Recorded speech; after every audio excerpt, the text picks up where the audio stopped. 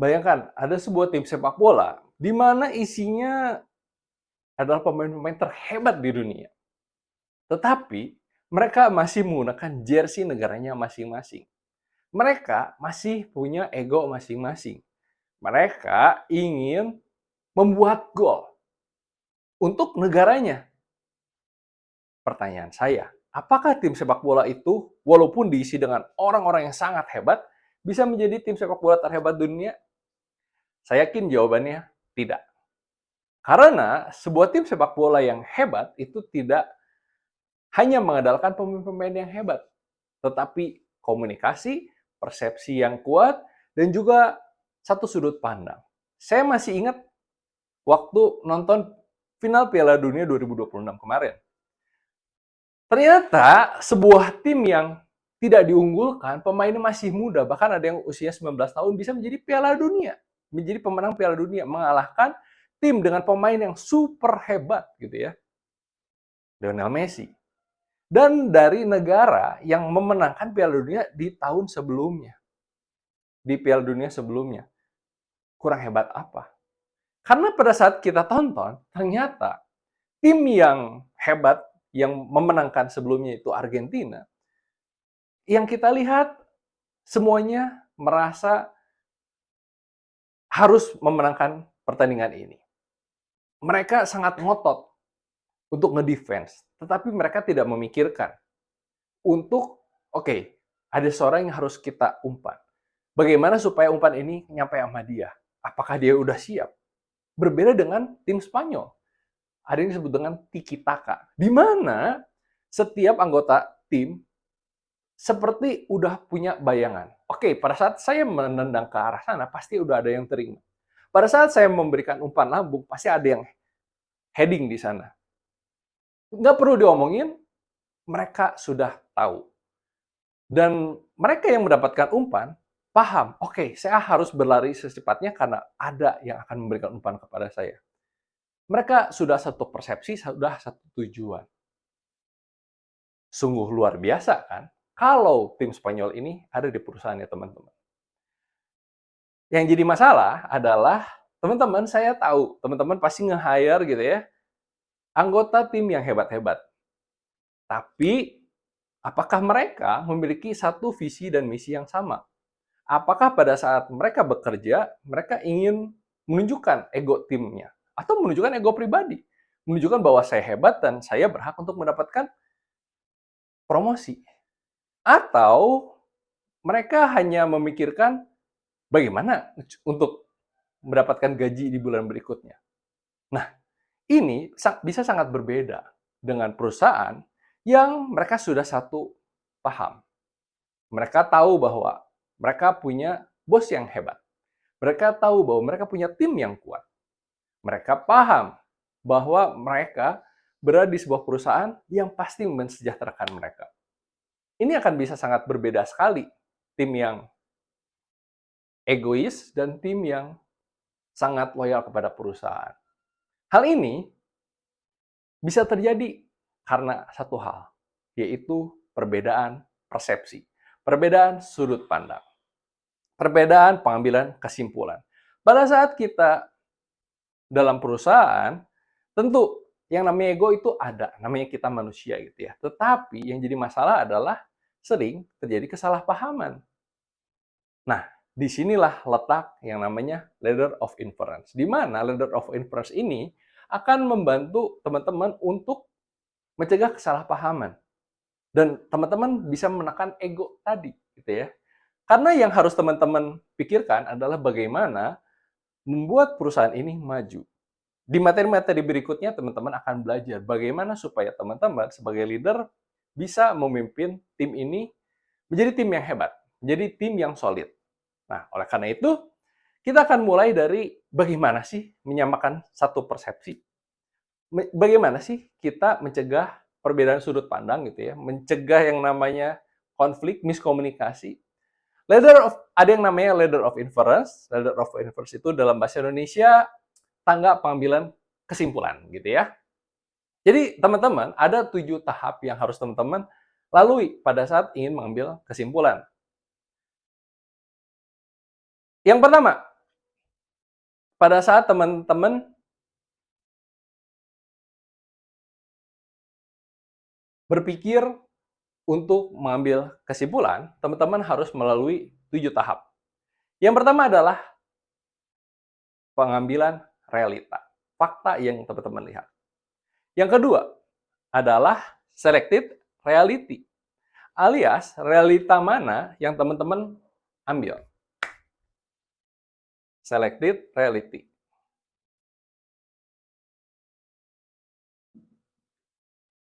Yang selanjutnya adalah interpreted reality.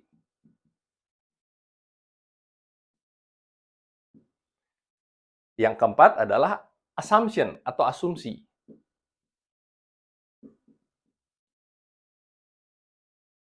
Dari asumsi pasti akan muncul sebuah kesimpulan, lalu muncul belief, dan juga action.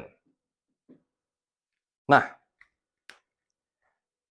kita ambil sebuah contoh kasus. Misalnya teman-teman memimpin sebuah rapat, di mana rapat ini terdiri dari anggota tim lama dan anggota tim baru. Kurang lebih ada 6 orang lah. 6 dari 6 orang ini ada yang tim baru yang namanya Dani. Dani adalah seorang Gen Z, dia adalah hari pertama, dan dia masih probation berarti ya, masih percobaan 3 bulan. Di dalam meeting ini pasti seru. Anda sangat terbuka terhadap interupsi, Anda sangat terbuka terhadap interaksi. 5 anggota tim yang lain, mereka sangat bersemangat untuk mendengarkan presentasinya teman-teman. Anggota tim yang lain, interupsi, mau bertanya, apakah maksudnya seperti ini? Jadi, tektokan banget, seru banget. Karena kita berusaha untuk mencegah yang namanya kesalahpahaman. Ada yang bertanya, ada yang memberikan pendapat, dan yang lainnya bersungguh-sungguh mendengarkan. Dan pada saat teman-teman sedang memimpin presentasi dan melirik ke arah Dani, kok Dani cuman diem aja ya? Kok dia cuman kayak nyoret-nyoret kertas aja? Kok dia sibuk sendiri? Dia malah senyum-senyum. Dia nggak ngeliat ke teman-teman pada saat teman-teman melirik ke dia.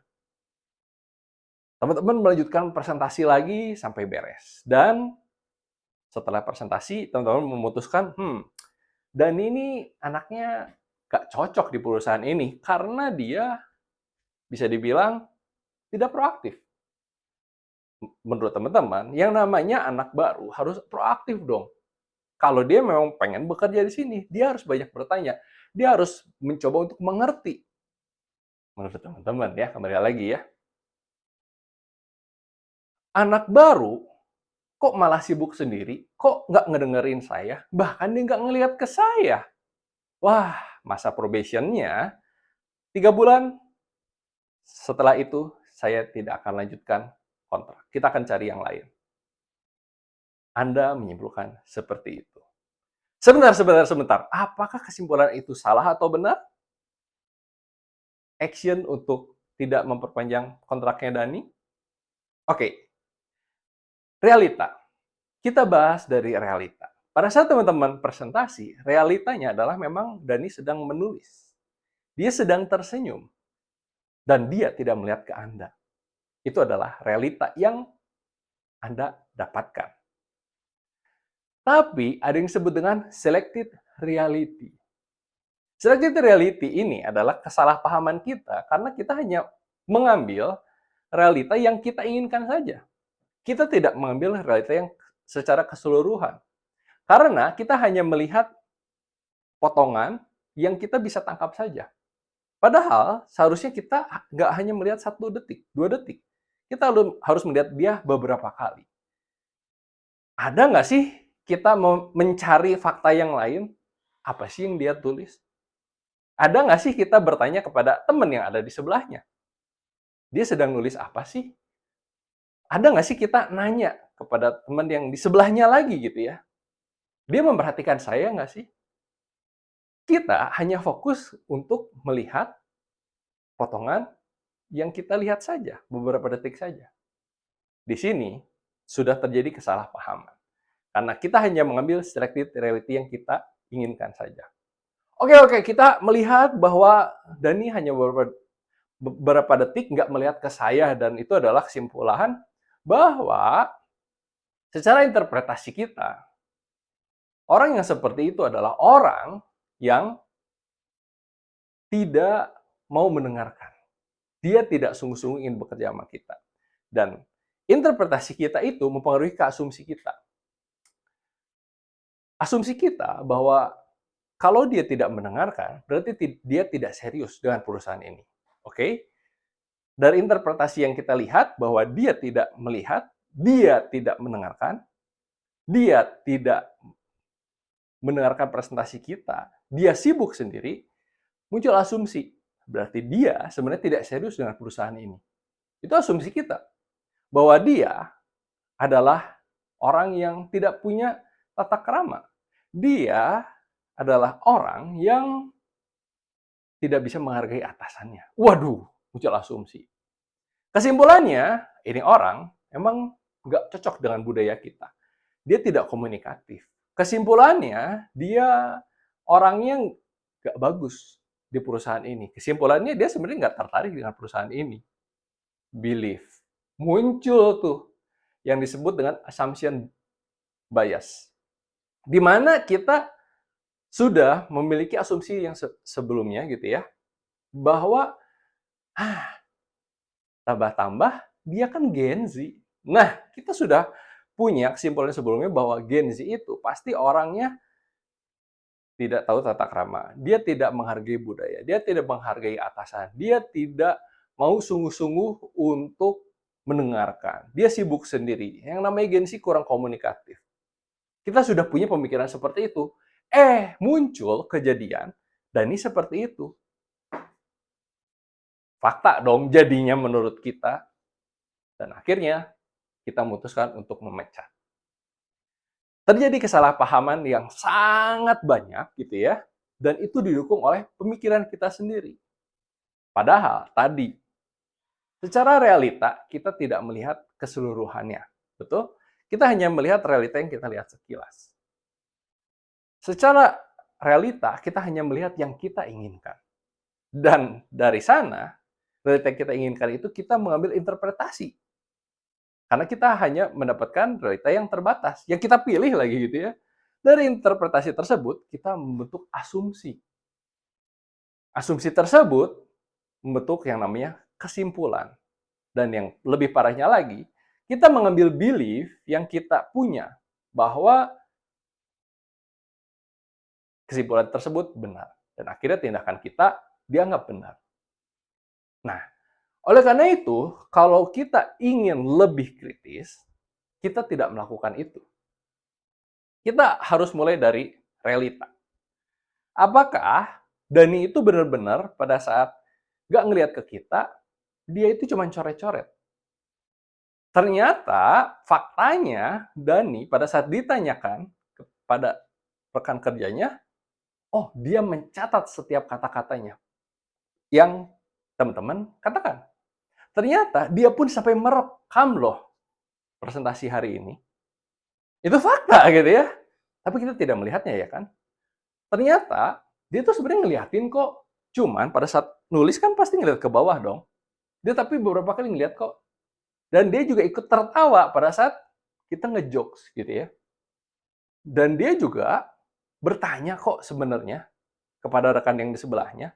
Bahkan setelah meeting pun dia proaktif nanya kepada teman-teman yang lain. Nah, itu adalah realita yang kita tidak lihat. Kita hanya lihat pada saat presentasi saja. Yaitu kesalahan pengambilan realita. Kita hanya ingin melihat kejadian itu saja. Kalau teman-teman kritis, maka selected reality ini harus diperluas dan mengambil realita-realita yang lain. Yang ketiga, interpretasi. Dari kejadian tersebut, mengapa interpretasinya teman-teman langsung interpretasinya salah bahwa dia berarti tidak memperhatikan. Padahal kita bisa menginterpretasikan bahwa dia rajin menulis, benar nggak? Bahwa dia mungkin orangnya gitu ya, malu-malu untuk melihat. Mungkin dia justru punya tata krama yang baik. Dia segan untuk ngelihat ke orang yang lebih senior. Kan bisa interpretasi. Kenapa kita mengambil interpretasi yang salah? Asumsi kita terhadap orang yang seperti itu bisa dong kita lihat bahwa, oh oke orangnya pemalu. Oh oke berarti orangnya pemikir. Oh oke ternyata orang itu ternyata lebih cocok untuk mendengarkan dan sebagai penulis. Kan bisa seperti itu kita memberikan asumsi bahwa dia sebenarnya orangnya cocok untuk sebagai pencatat dan dia tidak suka untuk terlalu banyak interaksi. Oleh karena itu, kita mengambilkan kesimpulan bahwa oke, dia orangnya teliti. Bisa nggak? Bisa dong. Dan pada saat kita melihat orang yang teliti, kita punya belief gitu. Oh iya ya, karena anak sekarang itu canggih. Dia bisa membuat sebuah kesimpulan dari rekaman tersebut menggunakan AI. Ah, karena kita punya belief yang positif bahwa anak Gen Z itu canggih dan lebih kreatif. Oleh karena itu, keputusannya bisa beda. Kita akan mempertahankan Dani. Nah, hal yang menarik untuk kasus yang sama, kejadian yang sama, tetapi karena banyak faktor yang mempengaruhi kesimpulan kita. Nah, ini yang menjadi masalah pada saat kita berinteraksi setiap hari. Dan jujur, sebenarnya kita sering mengambil aksi gitu ya, bahkan mengambil kesimpulan tanpa melakukan kritisisasi atau ngecek apakah tahapan ini satu sudah dilakukan, apakah tahapan ini benar. Nah, pada saat kita melakukan pengambilan kesimpulan setiap hari, mengambil tindakan setiap hari, kita sering loncat. Contoh, misalnya tadi kembali ke Dani tadi. Dani orangnya menulis-nulis. Oke, orang yang nulis-nulis berarti kita langsung ambil kesimpulan. Ah, orangnya cukup di back office. Gak usah diajak meeting. Bisa, bisa. Karena banyak sekali hal yang kita skip. Kita melihat Dani lagi. Ah, Dani pakaiannya pakai pakaian yang kurang formal. Ah, kita nggak langsung. Udah deh, pecat aja. Masa hari pertama aja dia nggak pakai baju formal? Kan sudah diomongin. Nah, kita nggak melihat realita. Oh, ternyata di balik hoodie-nya dia pakai kemeja kok. Nah, oleh karena itu, banyak sekali yang kita loncatin. Hari ini kita akan membahas bagaimana kita, teman-teman yang menonton video ini, bisa mulai untuk tahap demi setahap menganalisa. Oke? Kita akan mulai dari realita dulu ya. Jadi pada saat kita mengecek realita atau apa yang kita lihat, apa yang menjadi kita saksikan gitu ya, secara visual, secara audio gitu ya, data yang kita lihat gitu ya, apa saja faktanya? Pertanyaannya, apa saja faktanya? Apakah fakta-fakta tersebut sudah cukup banyak? Apakah fakta-fakta tersebut kita pangkas? Apakah saya hanya memfokuskan kepada fakta-fakta tertentu? Mengapa kita hanya memfokuskan kepada fakta-fakta tertentu? Karena seharusnya kita melihat fakta secara keseluruhan. Semua fakta yang ada harus kita cek. Kita nanya ke interpreted. Nah, kira-kira dari fakta-fakta yang ada di sana, interpretasi kita apa sih? Makna apa yang kita berikan kepada sana? Makna apa yang kita simpulkan dari fakta-fakta yang kita lihat tersebut? Secara keseluruhan ya, jangan hanya yang selected saja gitu ya. Setelah kita memberikan makna gitu ya, kira-kira kita mendapatkan asumsi apa sih? Sepertinya dia kayak begini, gitu kan? Lalu pertanyaan selanjutnya adalah, apa kesimpulannya? Oke, jadi dari asumsi-asumsi setiap fakta tersebut, gitu ya, kira-kira apa sih? Asumsi itu adalah sebuah pemikiran yang bebas, yang liar gitu ya, yang kita bisa ciptakan bebas sebebas-bebasnya. Kesimpulan adalah hasil dari asumsi-asumsi yang kita kumpulkan tadi. Nah, kesimpulannya apa sih dari asumsi tersebut? Kalau realitanya sangat luas, selected reality-nya itu semua realita yang kita ambil, asumsinya sangat luas gitu ya.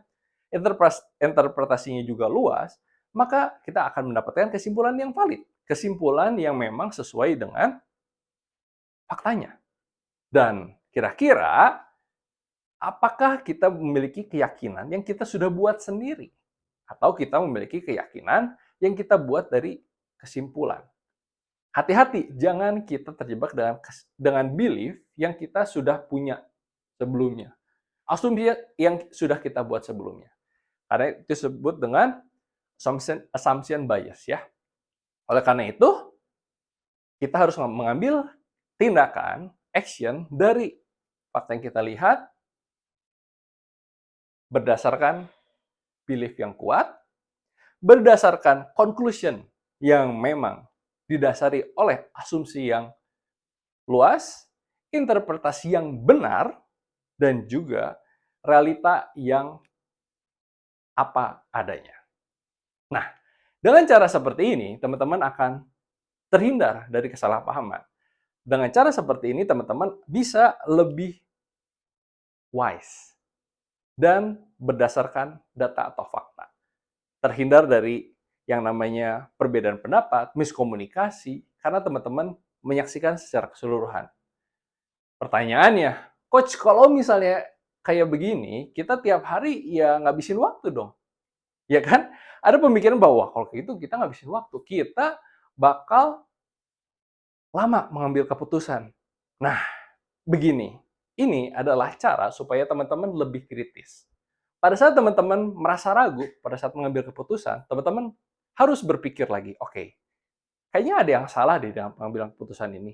Kayaknya saya terlalu reaktif deh. Dan ini biasanya karena emosional ya. Pada saat kita emosional, logika kita nggak jalan. Kayaknya saya tadi terlalu cepat-cepat deh ngambil keputusan. Nah, teman-teman gunakan ini, gitu ya. Karena kalau teman-teman nanti sudah jago gitu ya, sudah sangat kritis, maka teknik ini akan secara alam bawah sadar gitu ya, teman-teman sudah melakukan ini. Tanpa harus, oke, satu-satu gitu ya. Realita dulu, reality, terus dibantu dengan pertanyaan. Itu sekarang. Tapi kalau teman-teman sudah sering melakukan ini, maka teman-teman akan terlatih, oke, apakah ini saya hanya asumsi saya? Apakah saya hanya melihat realita tertentu? Apakah kesimpulan ini berdasarkan apa yang sudah jadi belief sebelumnya? Nah, dengan cara seperti ini, teman-teman akan menjadi lebih realistis, lebih kritis, dan karena sudah berlatih berkali-kali, tentu prosesnya akan jadi lebih cepat. Nah, teman-teman, bagi teman-teman yang menonton video ini, lakukan leader of inference pada saat teman-teman mau melakukan pengambilan keputusan. Karena jangan sampai pengambilan keputusan itu, satu, karena emosional, yang kedua, karena banyak sekali kesalahan pemikiran dan pengambilan kesimpulan tersebut salah. Apalagi teman-teman posisinya adalah seorang leader. Minimal bagi pria adalah kepala rumah tangga. Karena hal tersebut bisa mempengaruhi orang-orang yang ada di sekitar kita. Bagi teman-teman yang bukan pemimpin, bukan tim leader gitu ya, ini juga sangat bisa terpakai pada saat teman-teman nanti berinteraksi dengan orang lain. Jangan sampai teman-teman langsung emosi, langsung pukul pada saat ada seseorang yang memegang motornya teman-teman di tempat parkir. Bisa jadi, oh itu ada kotoran burung, oh itu saya mau nutup supaya joknya nggak panas. Bisa banyak hal yang terjadi. That's why, lebih kritis, lakukan ladder of inference untuk pengambilan keputusan yang lebih logis.